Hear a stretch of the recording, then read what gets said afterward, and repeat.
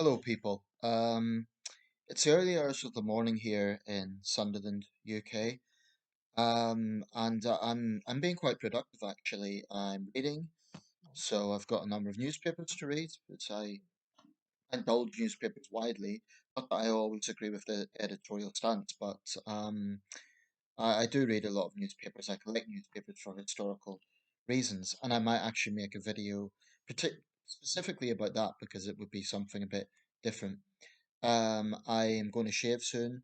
I've done washing up. I've done laundry. I've watched a documentary on a DVD. I have Alfred Hitchcock's The Bird. Very interesting seeing the dynamic between Hitchcock and Tippi Hedren, which is now not quite infamous, but also the technical side of that. I'm interested in filmmaking as a study.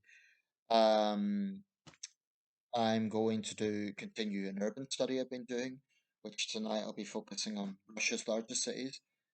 My mind is just very creative and active at this time, and that's good. So why not make a video? So this one, I may have touched on similar subjects before. I know I've talked about the idea of generations, millennials, baby boomers, and so on, which is a subject I'm somewhat interested in. Another subject I'm interested in is decades as a concept of time. And I have to say that's more a Western thing than an Eastern thing, by which I mean that, in the West, we think of decades in a very specific sense. So, if we're watching a film or perhaps reading an old magazine or something like that, we look at fashion particularly. Another common identifier, I guess, would be the type of vehicles that were around. I'm not really into cars, but I can tell a 50s vehicle from a 70s vehicle, for example. And we tend to associate with that. I mean, if you go into HMV in the UK, which is a popular entertainment supplier, his master's voice, of course, it's very easy to get a mixed compilation CD album featuring 1970s music, 1950s music. And this will just be a variation of artists that kind of are a good personification in the sense of the decade. Some are better than others. Theme parties is another one. How often do we consider or do you hear about a 1920s theme party or a 1950s theme party, for example?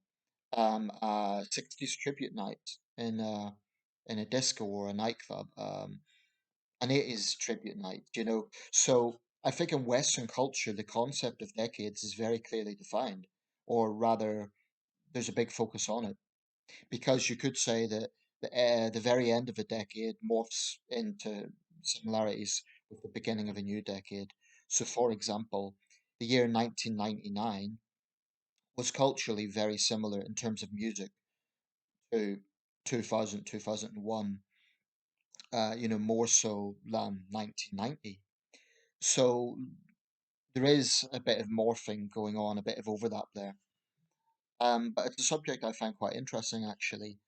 And with that being the basis of what I've got in mind for this video, there is an exception to the rule, or rather, something that kind of interrupts that idea. And it is that in the 21st century, it's a little bit harder to define specific decades as being culturally unique. I'm not talking about historic events. We can think of the 2000s, for example. I'm just talking about the 21st century here. The 2000s, we tend to think of as 9/11 was very influential in the politics of that decade, the war on terror. Um, the rise of social media, which is a very important thing, and I'm going to come back to that. Now, the 2010s we could define perhaps as the Arabian Spring, followed by the Arabian Winter, the WikiLeaks, and there'll be a lot of other things. I'm just scratching the surface here.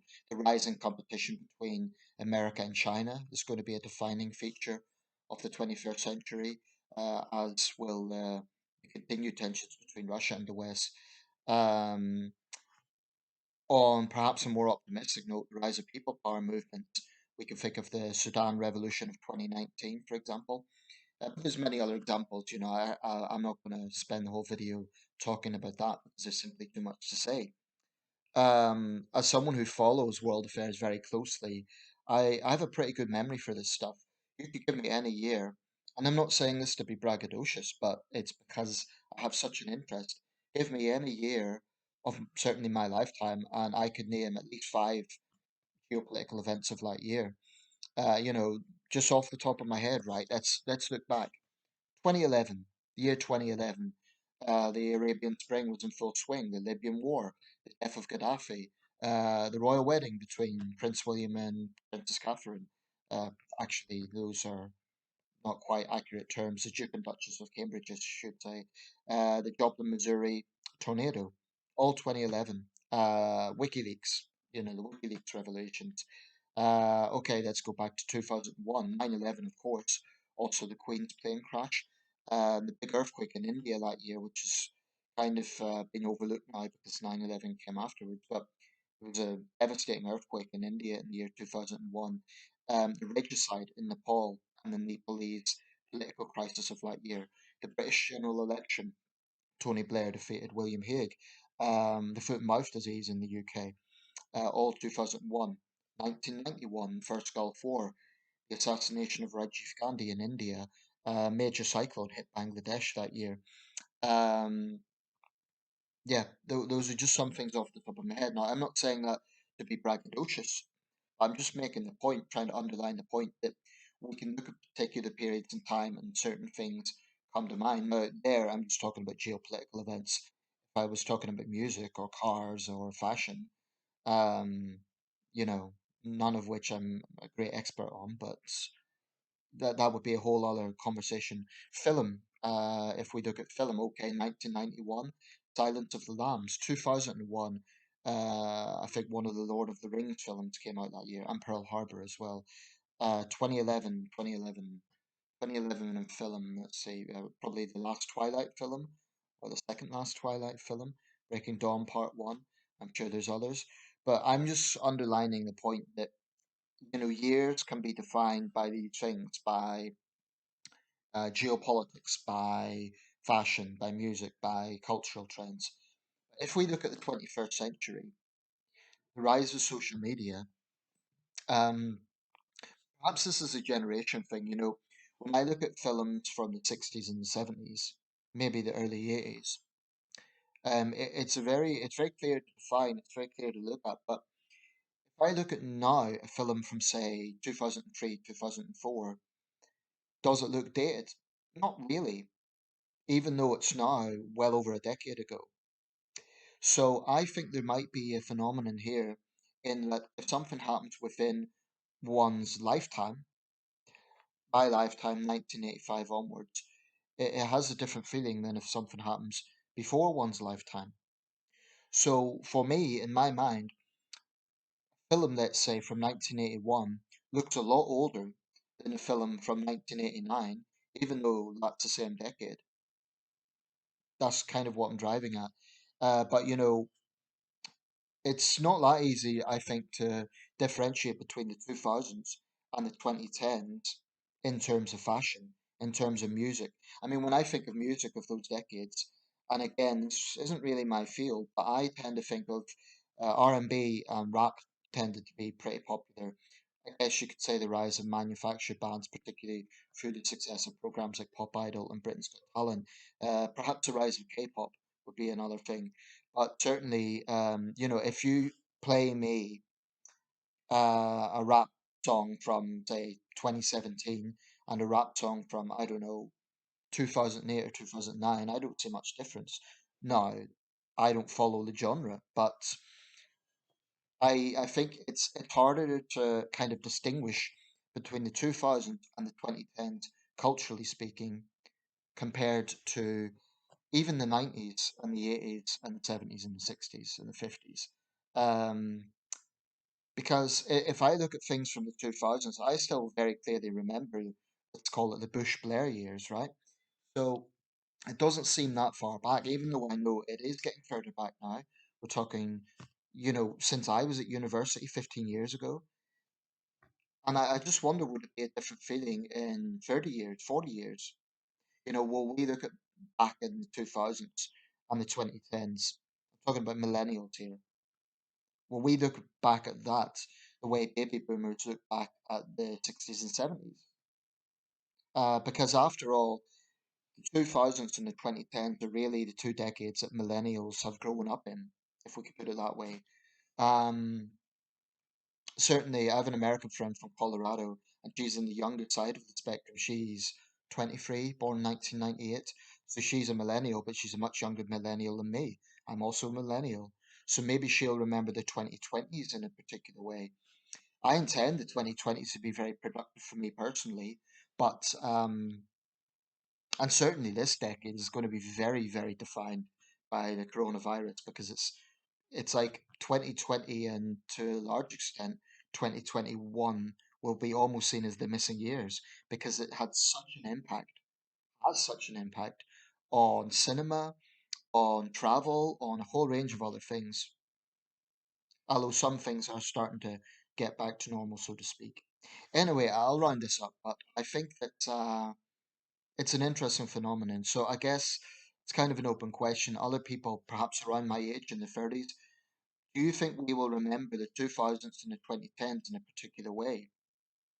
I mean, I appreciate not everyone follows current affairs as closely as I do, but even leaving that aside, let's think of popular culture, music, maybe even video games. I do think that the rise of social media is a big, big factor because, Facebook was around in 2011. It was big in 2011. It's big now. Um, and I think that continuity of social media creates a dynamic where that time doesn't seem that long ago, even though it's 10 years ago now. Whereas in the 20th century, you had technology constantly evolving. I think social media is sort of at a point now where it's reached its peak. I'm not sure what else can do other than kind of an 3D type thing, or even because there's been a bit of a backlash with this, privacy issues and the power that companies at Facebook have. So one could maybe say that their popularity now, particularly Facebook, might have hit their peak. And it might be that throughout the 2020s and the 2030s, there might actually be a bit of a back to basics idea where people almost want to, particularly with the coronavirus, people have spent so much time on social media and zooming and so on. People might actually want to get a little bit back to basics, get back to the outdoors, get away from technology. And I think that would be quite a healthy thing. I do not want a world where everything is through the prism of technology. And I'm acutely aware that I'm using technology right now to make this video. But I think it's important to just read a book with no smartphone, with no laptop. Just get away from technology for a while. Go for a walk, not with a phone in your hand. Just go for a walk, get fresh air. Go to a museum, look around the museum with no smartphone, with no interference of the latest technology. I just think there's ways that we can adapt to futurism and to developing technology without letting them become so dominant. And I'm talking about this because I think it's a feature of the 2000s, 2010s, 2020s. It might be the defining feature actually is the rise of social media because it is so powerful and so influential. I mean, this has caused or influenced revolutions in the world. I remember during the Egyptian revolution, it was widely used. So it can be a good thing and it can be a bad thing, but no one can deny its influence. So anyway, I'll round this up. But I do think it's important to kind of minimize a little bit, get back to basics, and yeah, just appreciate the now. Um, it's good to be excited about the future. I also think it's important to value the past, the good things of the past. The past is good and bad. It's not all good. It's not all bad. Um, and we should never be. This is one reason why I'm critical of this kind of woke idea of just totally whitewashing the past or revising the past because we can't be too smug. It may be that 100 years from now, people will look back and say, how on earth was there a situation, and apologies if this offends anyone, but how was there a situation that trans activists could bully women into saying that biology doesn't matter? So we can never be too smug about our own time and think we know best. We're not superior to the Victorians. We're not superior to people in the 50s. We just have a different way of looking at things. Because there's bad things that go on today that didn't happen then. There's bad things that happened then that don't happen now. That's how I see it. So, yeah, thanks for watching. Let me know your thoughts.